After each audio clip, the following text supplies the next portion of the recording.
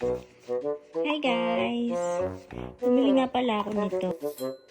Mag-unbox tayo nito. I-unbox natin siya kung paano siya. Pang-massage. Binili ko siya kasi mag-uumpisa na sumakit ang ating katawan dahil sa trabaho. Maganda siya. Maganda siya sa katawan. Handy massager ang tawag sa kanya. Ayan, gamit yan. Wow! Clean-minded. Ginagamit siya sa likod.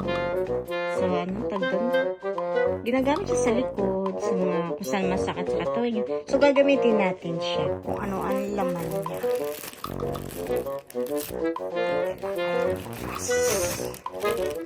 Binili ko nga pala siya sa Queso Denki. Sa Queso Denki siya binili. Ganyan ang pagkain. Bye!